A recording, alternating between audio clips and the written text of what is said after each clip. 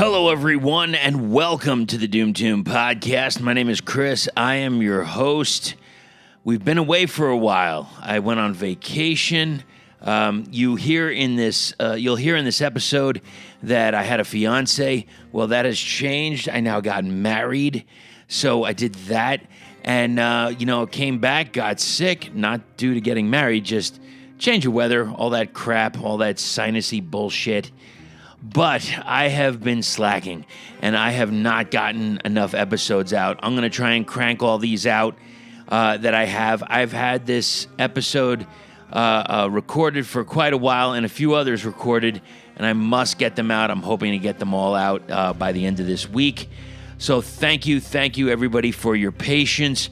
We're going to get into part one with the guys from Snow Burial. And you know what? We just hit it off really well on the phone. We just talked and talked. It's such a long conversation that we have to have it in two parts. So let's hear part one with the band Snow Burial. And, hashtag fuck deep dish. You'll know what I mean by the end. I'll be back soon. I'll talk to you in a bit.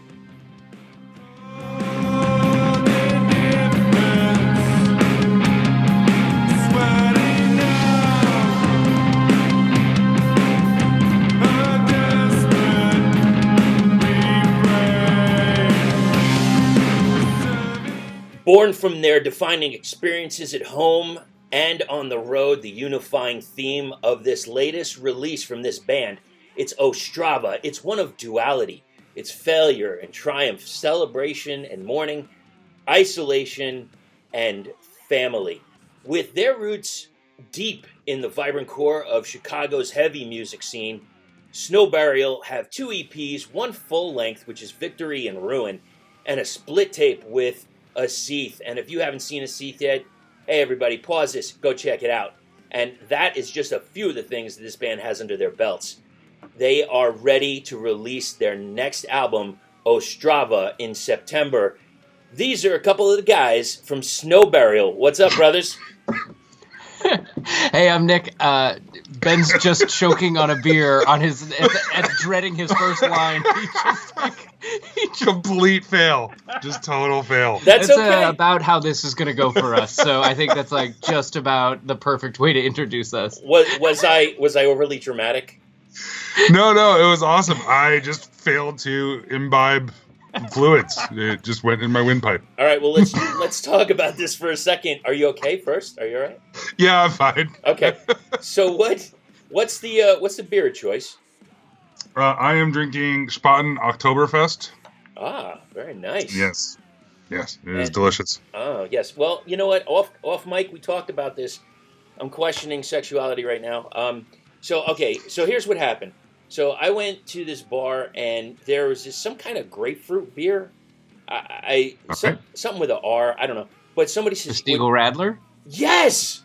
Oh, my God. Yeah. Boom. Nailed it. Damn. Cheers. Bravo. And I put a couple shots of gin in it, like Hendrick's gin. Oh, yes. Cucumber. Nice. Oh, it is delicious. And so I couldn't find this. I could go to Total Wine, but instead I went to Albertsons across the street. And I had this Smirnoff Ice Smash. And it's a high alcohol. It got strawberry lemon, and I just threw some vodka in it. It gets the taste, but I want that grapefruit one, Yeah, the Stiegel's actually good. Like, that's a nice, refreshing summer beverage. Mm-hmm. Yeah, it's pretty popular here. People dig it. Mm-hmm.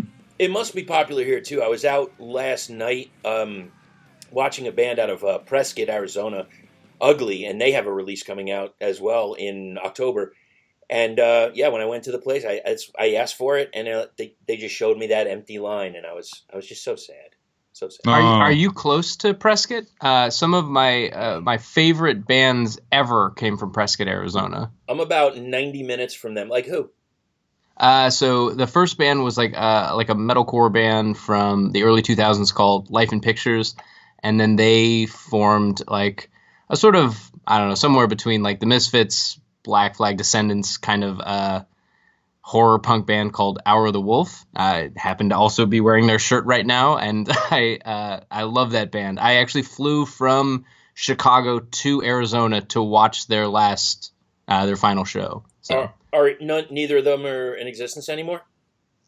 No, they had their final show. They're all doing some other things. One of their members just moved to Chicago, and we've actually played from them. I played with them in this building that we're in right now. We're recording from our practice space at the Superior's. Oh, I don't know. Should we say we're? No, that's fine. Just the secret unnamed practice space. Very good. That everyone in Chicago also rents from.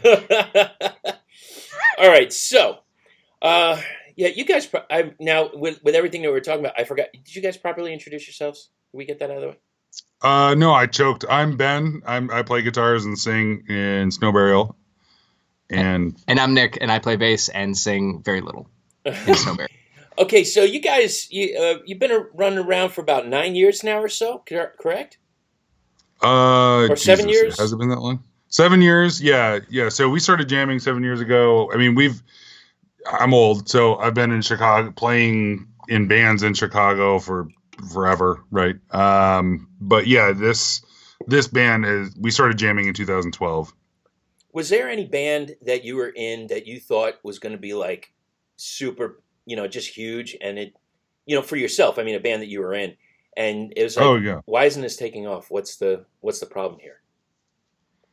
Well, Nick has a good story. Well, not in Chicago, I guess. But. Oh yeah. So I was in a band. I'm from the punk and hardcore scene in Reno, Nevada. So I'm West Coast, and I was in a band called This Computer Kills. We put out a record in 2001. Right. And we had just got signed, and we were playing shows. So the Murder City Devils were a pretty decent band that we really liked back then, and they broke up. Right. But their new band, Dead Low Tide, was playing, and so we had our label had set up shows with them, and we were killing it. And then we broke up literally the day after, and so I think our record was out for 2 weeks, and so it was close, and then it just died. What was it? Just band differences or something, or? Yeah, I mean, it's just I think it's hard. I think being in a band is like dating several people at the same time, and you all kind of have to want the same things, and you have to want it at that time. Yep. And there are times, and I still love all the dudes from that band, and it happens, right? You kind of you got to keep playing, and you can't ask for everybody to be on the same schedule all the time. Yeah. Well put. Yeah, my first band in Chicago ran into exactly we wrote our album, recorded it, released it. We'd been touring, and the bass player who I did most of the writing with was like, you know what, I'm going to go get my PhD in California. And nice. Boom, band done. Wow. And what kind of music was that? That was shoegazy, post-rock, Mogwai worship stuff. Oh, wow. Mogwai was just here. They were just here. They're amazing. What, Monday night, I think. Wow. Yeah, right. they bred my love of Jaguars, Jazz Masters, and Twin Reverbs. That's awesome. So, okay, so you're all now reside in Chicago, correct? Mm-hmm. Correct. Okay. What are some, I always hear about Reggie's for the, hold on a second, Stone and Dust, Doomed and Stoned? Yes, Doomed and Stoned. Thank you for that festival. And quite honestly, every single time I see Weedeater come through here, Dixie Dave is wearing a Reggie shirt.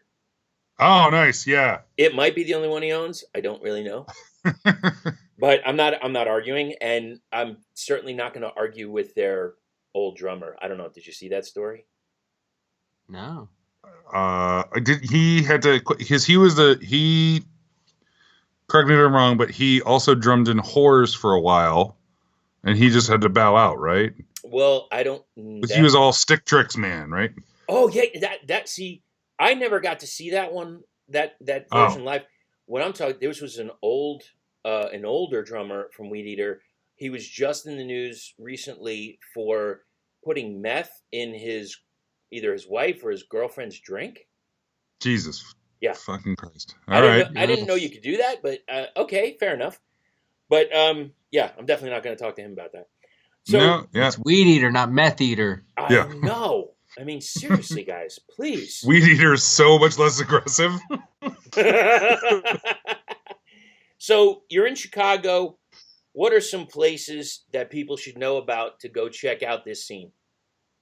So, well, scene wise, right? Reggie's is just a killer venue. They have awesome stuff, everything from really killer metal acts and stoner stuff to like, I've seen Cool Keith there. Really? They have everything. Oh yeah. So really good venue, great people. The Empty Bottle is one of my favorite venues. Love the Bottle. Yeah. They do like free Monday nights, and they'll attract some really, really excellent bands to come play. It's just like the Monday night just has a built-in scene. Right. Bee Kitchen's great as well. So we're actually Forever Death Fest, which is sort of a winter metal festival. We're playing in December, and that's going to be at Bee Kitchen. And our friends in Meth, speaking of Meth, they're doing their album release there on Friday. I've seen These Arms Are Snakes there. I saw Envy there. Whoa. Like Russian Circles when they had their first drummer, or not drummer, first bass player. Toe, they have killer shows there. It's like, in my opinion, it's like the perfect size for a venue. It's totally like super intimate, but big enough where they have like a great sound stage. Everything sounds monstrous in there, but it's intimate. It's great. And they got pretty dope food. It's a solid, I mean, we're so spoiled. Oh, totally. Here. I'll probably forget a couple. Where we're doing our album release, right, the Cobra Lounge is like unreal. Like Dillinger played one of their last shows there. Really? Riot Fest puts on all kinds of that's where a lot of like after parties are.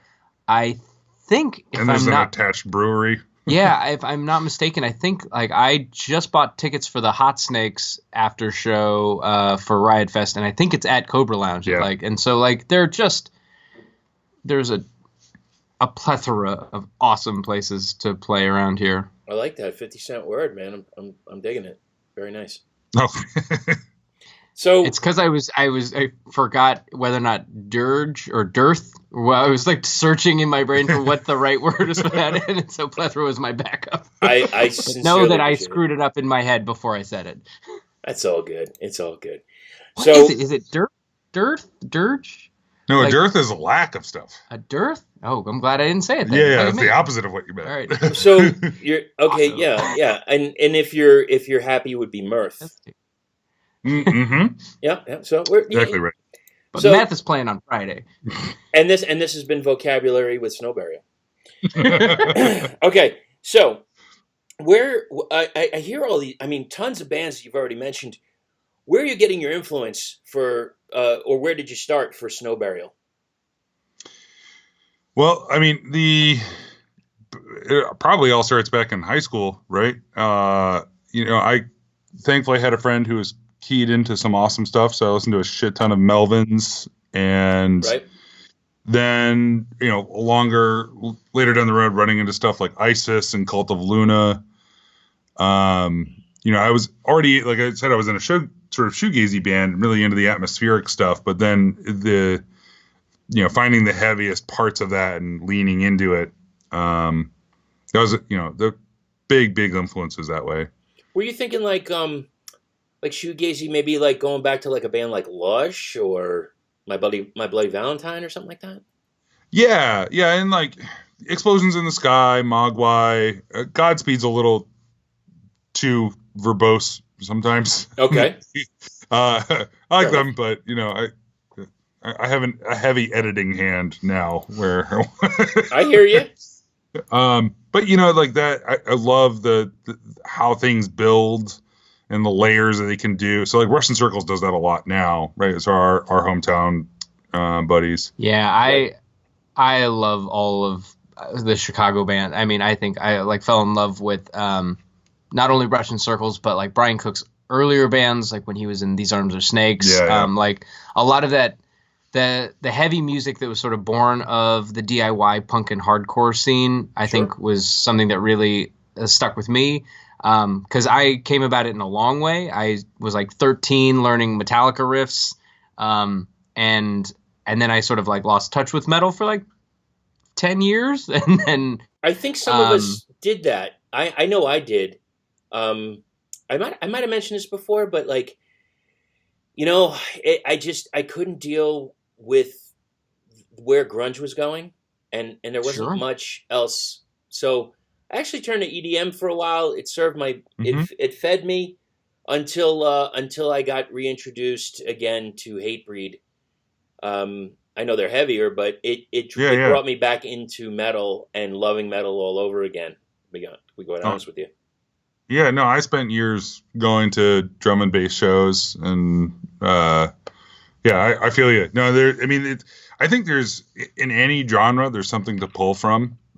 There's really excellent, like Run the Jewels has got to be one of the heaviest acts out there. It's a sort of two-piece hip hop, but they're just intense and get the crowd moving in a really awesome way. That's funny you a lot of mention it's that. political, and like it has like, some it's real meaning angry. behind it. Yeah, it's like, and I think you see that a lot. Like I read an article a few years back about how like geography and influences sound, right? Like Right. grunge was possible in Seattle because they had big basements, right? You're not gonna get that sound where you can just crank it to 11 in Brooklyn, right? It's like harder to get that now, right? That's where you get a lot of the stuff. People working on computers and doing a lot of personal studio stuff. So, I mean, I think that you're getting the intentionality out of punk and hardcore and metal all like split into these other genres that aren't necessarily what you would expect from just like loud guitars and drums music. And I can't believe that you would even say that, because you're making my job so easy, because those are actual questions that I've asked people. How does the area that you're in affect your music, affect your genre? And also bands in the area. So, I mean, I guess we kind of covered those, unless you have any other bands in the area that you want to give a shout to. Oh, well, yeah, ton. I mean, we have a list. Even thankfully, even on our label, right, there's a bunch of bands who we're really good friends with, like Varaha. They're super epic, really cool, sort of cinematic kind of doom, and they're sweethearts. Huntsmen, we actually played our first album release show with. We've played a ton of shows with them. Love those guys, love their bands. And they, it's all sort of postmodern metal, right? But they have a very like Americana and almost country vibe to what they're doing. Yeah. And seeing those, like, they're all loud and heavy and aggressive, but you see that, and then you see someone like Electric Hawk, who are savage. If you haven't listened to them, it's instrumental as well, right? There's a lot of instrumental metal from Chicago. One of the things that I moved here recently, one of the first things that recently, it's been 10 years. I'm sorry, I take that back. But like, I remember the first time I heard Pelican. Actually, this is a fun story. The guy who was in Hour of the Wolf got into coffee, and he was like, you need to go to this show because Pelican is releasing their own coffee, and I want that coffee. So go to the show and buy me the coffee. Nice. And then I went, and they floored me. That was my first experience seeing Pelican. I was like, what is this? How is this so good? And that was when Dallas joined the band. Dallas was a guitar player in a really cool band called Swan King here in Chicago for many years with Ben and I. This is going to get real Chicago band tree. But we were also in a band with the drummer of Swan King. That's how I met Ben. Yep. And that's how I ended up in this band, because I'm sort of new blood. I've only been in the band about a year. Right. So I'm taking over for Andrew, who really laid the groundwork for all of this and wrote all of Victory and Ruin and had a big hand in writing some of the bass of Ostrava. So I'm very happy to be here. And it's just so fun how it all circles around, because we're all, even in a huge city like this, it still gets really intimate and sort of inbred at the core. Yeah, totally. Right. Like that shoegaze band I was talking about, I split a practice space with Zuffer, who's the drummer that we were in a band with, and like it's just, through that you end up knowing everyone in your scene. That's just the way it goes all day, man. It doesn't even excuse me, even in Arizona, you have certain, like, drummers are in high demand here, and keyboardists. So keyboardists, yeah. wow. I've circled around this on the podcast quite a bit, but a lot of doom bands, they're looking for a good keyboardist, and it's very difficult. Maybe like kind of like a Hammond organish kind of Sure. vibe. Yeah, sure. And I mean, I love Cult of Luna's like electronic elements. Like that stuff slays. Well, and it's also, quite honestly, it's progression of a genre. I think, and I've probably used that term to death, but I love seeing where else it can go, and don't stagnate. Like, a lot of, and I think grunge was doing a little bit. I think like metalcore, it's, and have you ever seen, and I'm not disrespecting because I don't have that talent to create the music, but when there's something that you hear on stage and you're like, oh, that sounds like 15 years ago, and it just hasn't progressed, Yeah. I imagine like seeing like a third wave ska band now would really just like hit you in the face, like, whoa. Yeah, that's hard mode. We're still on that. Well, it's like you have to be badass motherfuckers to get over that hurdle. Yep. Oh, absolutely. And you know what genre kind of strikes me a little bit is SoCal reggae, like Southern California reggae, like Tribal Seeds and Fortunate Youth, those kind of, I don't know if they're all from California, but they or Pacifier and Ballyhoo, they seem to pack crowds in. It's like sold out shows. And so I know it's popular. I don't know how much progression you're going to have, but I don't know. It somehow that still works. But well, I think I can. Oh, go ahead. Sorry. No. Please.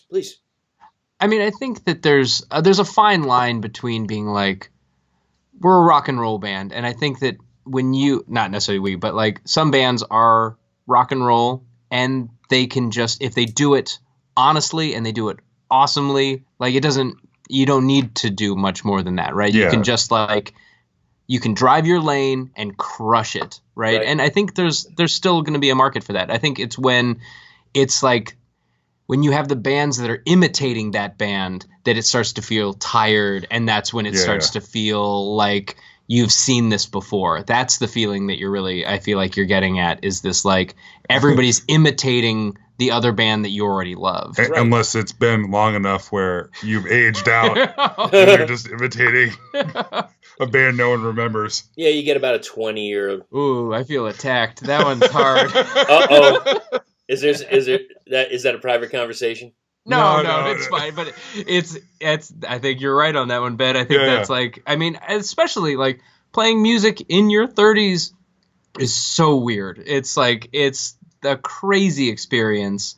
Like, because when you're in your 20s, you don't care. You just do whatever. You're like creating genres and doing stuff. And then as you get older, you're like, oh, you know what? I actually do want to become more of an editor. And like you start filtering all of your song ideas through years of, great years records. Of gigs too, right? Everything. And like touring and like seeing how many things failed and why and what worked and what you want to mine from. You know what? I appreciate that statement because I'm curious. We all know, if you haven't heard it yet, Tool is going to be releasing their next release, finally. I know everybody has their ideas and thoughts on it. I will say straight up, anybody can fight me on it. I still love Tool. I bought the pre-order. I can't wait to get it. I haven't even listened to the track that they put out. And that's fine. That's me. It's not everybody, and that's fair. I know that sometimes they have long, drawn-out songs and blah, blah, blah. And I've heard this, and there was a band I saw recently that they had played on stage, and they had like 4 different endings. And the songs seemed to go on like a little bit too long in my taste, but and they could have shortened it. Do you feel that comes with age? And has that happened to you where you had a song and I don't know, maybe it was like 8 minutes and you're like, you know what? I can cut this. I can bring it down to 5. Oh, 100%. Yeah. Yeah. I work as an editor in my daily life, so I think about trimming every ounce of fat off everything. Right. I think there is you kind of have to develop a wisdom for knowing when a thing needs to breathe and when it needs to like live in a space and take up time, and you know what you need to know when you're just like worshiping your own feedback for too long, right? There, and it's a tough line, and who knows if anybody ever nails it, right? It's all your own taste. Yeah, Absolutely. well, and it's so like to piggyback on that, like we've toured a ton with Aseeth, right? And they are leaning into like you cannot put their music to a click. Like it doesn't work. It's all feel, and it's all like every time they perform a song, it's a little different because that time we're gonna do it 5 times. Not yesterday we did it 4 times. Like it's all their records are recorded live because that's who they are, and it's like it's meditative, and you get into it, and it's like that's the point. It's the point to just like feel the vibration, right? Like that almost Sunn level. Like thank you. Yes. Yeah, but it's like, is that the point, or are you not good enough to recognize your own repetitive thing, right? Like, Well, so like, if it becomes engaging, it's fine. If it's engaging, I don't see the problem with it. I saw Aseeth a while ago with another heavy band called Fister, and I was really enthralled by Aseeth, and I didn't know that they change up. So when they're live, they change up depending on what they're feeling. Yeah, they're in constant sort of communication with each other, like during the set, and it's. They cue each other when it's time to change parts. I mean, it's not that drastic, right? The songs are written, but Brian and Eric have been playing together for like 20 years. And so like we just were watching them play, I was watching them like any like metal musician knows how difficult it is to play perfectly slowly. Yes. It is like actually remarkably difficult to like lock in slowly, and those 2 dudes can just nail every beat in the most free time it's incredible. Like, and they don't look at each other, they just know it by the brotherly connection of playing together for that long. It's like they live on the same time. And you know what, I'm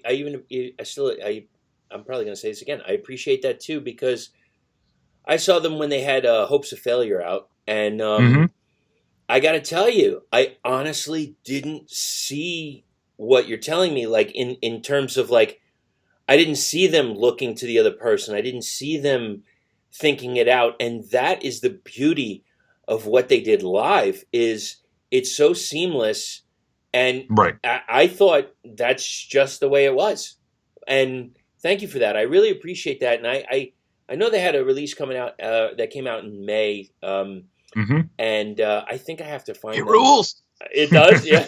Well, we love those guys so much. Like they're really close, dear friends. Yeah, love those guys. Well, all right, maybe we'll talk after because maybe I can get them on the podcast. I'd be interested. Yeah, man. All right. So, all right, we're going to switch up a little bit. Sorry. We got to talk something serious. This is a very important subject. There's a political climate. There's a lot going on. There's, there's a lot in different states. So let's just get to the brass tacks. Are we ready, gentlemen? Sure. Okay. New York style pizza versus deep dish. Now, you're Chicago. So what do you have to say about deep dish first? So the short version is that deep dish is for tourists. And real Chicago pizza is cracker style thin crust. You can't see this right now, but I'm bald, by the way. My skull is actually coming off of my head. It's separating. My mind is being blown right now. I'm not sure I understand this. So what you're telling me? No Chicagoan. Sorry to cut you off, but no Chicagoan is going to fight to the death for deep dish ever. Really? All right. Okay. Enough. Here's I don't know too much. Like the weird thing is they'll shit on New York style for sure. This city is a city of transplants by and large. Like most of the people I know from this city aren't from Chicago. Okay. But like I do know a couple who will absolutely go to war for deep dish pizza. Really? Who? all the natives I know are like, that shit is trash. I know, and I feel that way too. But I know, but it's almost like the thing is, I feel like Chicago feels a little like a little brother, and has like, it wants to like plant its flag sometimes against like the New York and bigger cities, right? I feel like there is. And I'm. Oh yeah, definitely. Fuck New York. Yeah, right. Like it's like, and LA, right? There's like a part, and so it's like, if there's something that Chicago does, I think that there's a real push for it to be better than the other big cities do it, and I feel like that push helps keep Chicago hungry and like trying to like create new things and really like do work and always like stay hard at work to try and make cool stuff. Because. I'm just trying not to get hung on this podcast. Dude. It's all right. Yeah, it's all right. Fuck that. Fuck them all. You can get my dick. It's word of him. But all right. So, to pizza specifically, there are a ton. I mean, there are places that'll make deep dish that also make killer thin crust. Pequods. Yeah, Pequods is ill, right? So there's a ton of stuff. There's also like tons of variation in thin crust style in Chicago. And it's like whether they use butter for the fat or olive oil, or how much of a rise it has, how dry the dough is. Like there's a ton of nuance in that thin cracker style crust that does not fold like New York style, right? New York style is a yeasty, chewy dough. I grew up on New York style on the East Coast. Like I moved to Chicago 15, 20 years ago. My kids are. I grew up in Cambridge, Massachusetts, so next to Boston. Oh, right on.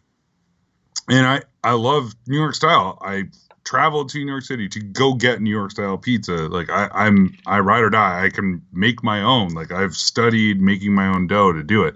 Wow. But it is very different than Chicago style thin crust, and that's okay. They're both really good. Now, you know, I came from New York, and I didn't quite appreciate it as a child. But going back, I've appreciated the crust. And you know what? Look, I went to Manhattan. It was fair. It was okay. But I went to Tarrytown, New York, and I had some of the best pizza I swear I've ever had in my life. And, you know, with that, so in Chicago, so let's say basically, when I put this up, I'll put, you know, I'll explain the band and whatever, and I put it on social media. I think one of my hashtags is going to be "fuck deep dish," quite honestly. So do it. I'm fine with that because not being from Chicago, I had it when I moved here, and I was like, I'm all set. Like that's like, I had it once. I had it once. I had ass slice. It's like you have it maybe once every couple years. Like it's thin crust is what you get all the time. I love Dante's. Dante's is. Rinaldi's, I love the hand tossed like Pequods. Like if it's what I'm eating, I don't know if I've ordered except for Pequods. Their deep dish isn't like casserole deep the way that like a Giordano's is. Okay, it's I could definitely get down with like Pequods like deep dish. When I send my friends when they come into town, that's where we go if they want a deep dish. I don't do like a Gino's East or a Giordano's. If they want, though. Correct. I don't take them there. Yeah, I take them to Dante's or like. Yeah, well, so you're in Arizona. Yes. Have you been to Cafe Bianca in Phoenix? Cafe Bianca? I think we have. It's like Neapolitan style. Cafe Bianca. You know, my fiance and I think maybe we have. I don't know. I gotta ask you. See, here's the thing.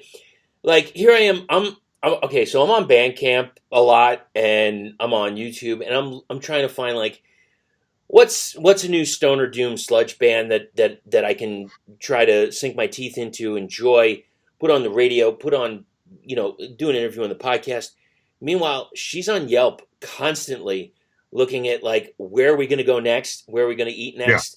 And we were, for a little bit, we were focusing on a lot of Mexican. So we were focusing on Los Reyes de la Torta. And so they have a lot of great tortas. And the Mariscos places, which is like the, like basically a Mexican fish restaurant where it's basically seafood. Yeah. Oh, it is. Fuck yeah, dude. It is sick. Mhm. So if you get your asses on over here, we're gonna go to a Marisco's place and we're gonna party down, grab some Modelo's. Hell yes.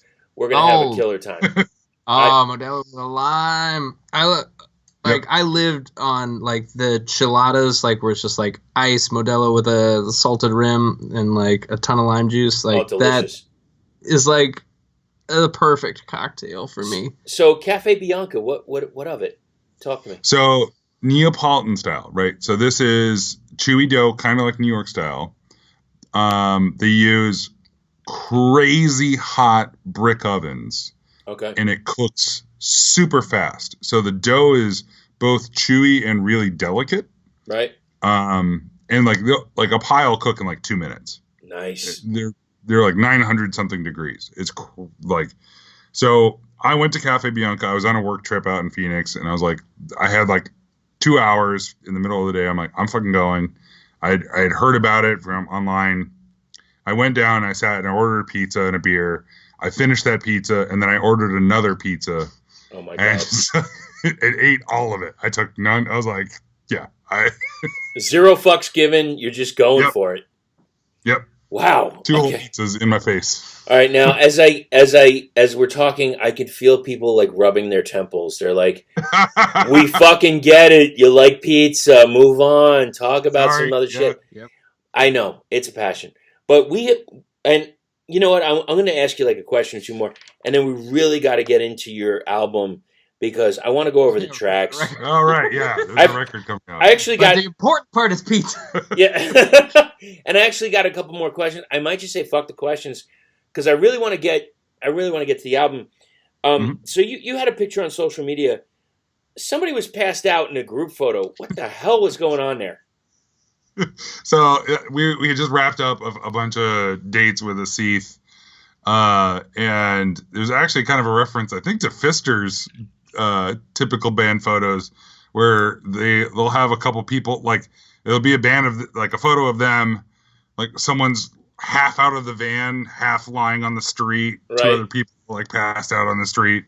He wasn't actually passed out. I think it was a reference to our buds and Fister. But yeah, when you're on the road for that long, things get real punchy. Yeah, that's about right. You get punchy. Yeah. So where is the furthest you have toured outside of Chicago? Well, actually, the namesake of the album, Ostrava, Czech Republic. That's as far as we got. That's as far as we got. Okay. Which is the eastern edge of the Czech Republic. Right. So bordering Poland, near Soviet states. There was actually in Ostrava there was a former Soviet like steel mill. So it had this gnarly, like, Bolshevik, like, art style, like, huge hammer and sickle sculpture outside of this, brooding, kind of dilapidated steel mill that we drove past on our way up to the venue. We're like, this is the most, like, intense kind of Soviet thing we've ever seen. Nice. That old Cold War. And, like, the people were so crazy nice. Yeah. Like, it was such an awesome town, like, super nice people.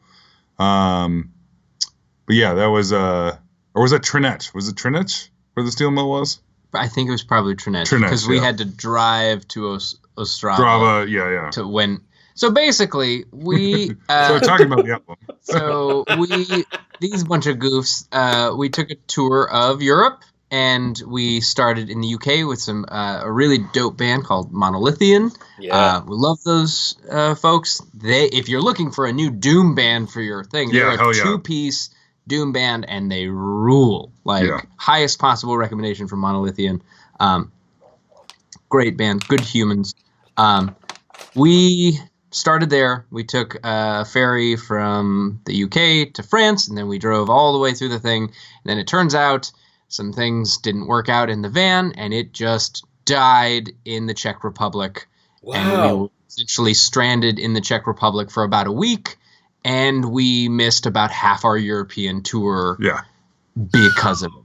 So while also like jumping through every hoop possible to like overnight and courier a part for the, like, it was an engine out fix for the van. Like, it was completely fucking insane. Right. Normally you would think, you would call Enterprise and say, hey, our van broke down. Can we have a different one?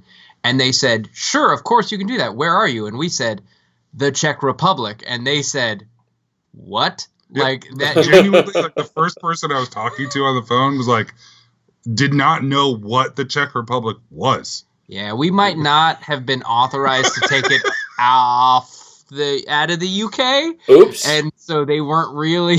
So they basically were like, oh, by the way, essentially you stole our van, bring it back. We're not helping. Whoa. So my wife was like, did we just buy a van? Holy shit. Who were you touring with? Monolithian? Monolithian. And Yeah. Okay. That was it. It was just, it was the five of us. So we spent a week at a hostel in the Czech Republic trying to like straighten this out, and it was bleak and dark times. Wow. And we're laughing about it now because obviously we all died, right? So right. Everything was terrible. No, everything survived. Everything worked out. You got it. You got it squared away. And speaking of Pfister, it's like I saw them, like I said, with a Seath, and I mean, I barely know them. I talked to Kenny for a while, and he seems like a huge character, and I want him on the podcast. I don't know if I can take it yet. I think I have to prepare for him. Yeah. So that makes sense. All right. So you know what? I'm going to ask the other questions at the end. Let's get into this because, holy shit, I can't believe how long we've been talking. Ostrava. Ostrava is the name of the release coming out September 20th, 2019. I'm staring at it right now. The vinyl, that purple color. Oh, it looks gorgeous. I love the way it looks. I'm so excited. Yeah. So let's go into the tracks. But the only track that I heard right now, it's the only track that's available on Bandcamp, is Sever the Bloodline. And you have a snippet, I believe it's from Bush. Is that correct? Yeah, there's Bush. There's a Nixon quote as well. Okay, so, all right, let's start out. I'll start out with Tyranny because that's the first track, and then we'll go into Sever the Bloodline.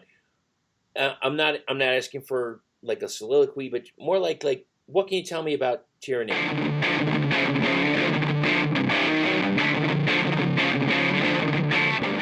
All right, so you figured it out. Yeah, we love pizza, and I wanted to cut it off just before we started getting into the meat of it, their new release, Ostrava.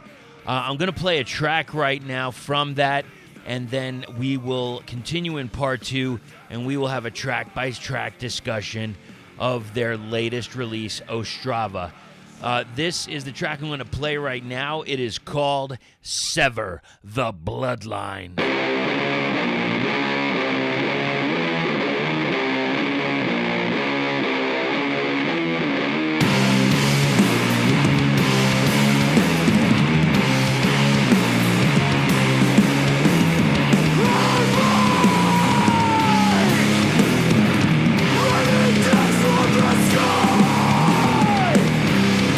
Sever the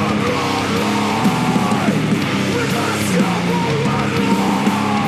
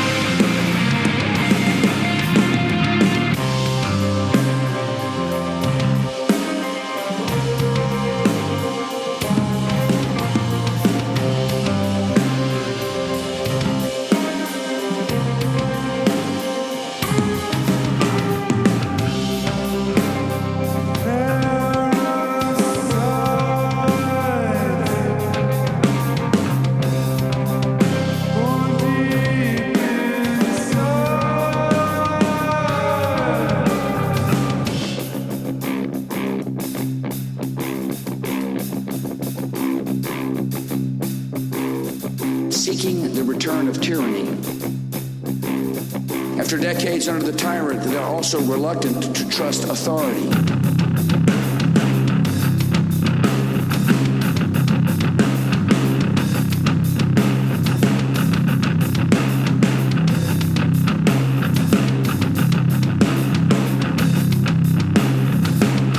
Many Americans have lost confidence in what their government has told them about our policy. Therefore, I shall resign the presidency effective at noon tomorrow.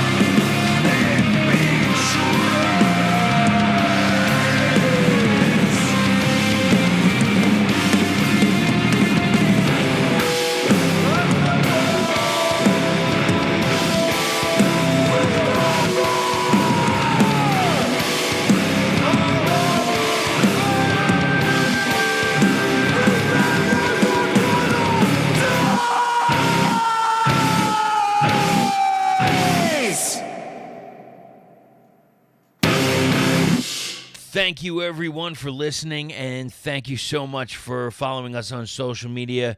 The numbers in Facebook have grown exponentially, and on Instagram, they have just been crushing. We hit over 3,000 people. Thank you so much, and I really sincerely appreciate all the kind words and all the great bands that are trying to reach out to me. I promise I am getting to you as fast as possible. You know, that marriage thing, man, it was kind of a whirlwind. It was a fantastic event. I'm so blessed. I'm so honored. And, yeah, I got a wife now. That's amazing. So, yeah, I will get to everybody. I'll try to do as many more interviews as I can. I know I've got a lot coming up in the tank. Podcast is how to reach us on social media, doomtombpodcast@gmail.com. That is how to reach us for submissions. Also have the radio show, craniumradio.com. Go check it out Sunday afternoons, 6 p.m. Eastern Standard Time. And also, don't forget Planet Mammoth, February 21st to 23rd. Amazing response. Thank you to everyone. And this is going to crush. It's going to put Arizona back on the map for all things Stoner Doom and Sludge. Mark it on your calendars. Get your tickets now. There's a link in the show notes. I'm out. I'm off. I will see you next time. I'll talk to you soon. Until that time, next time, meantime, and in between time, enjoy yourselves. Keep going to the shows. Buy that band merch. And don't forget to stay heavy.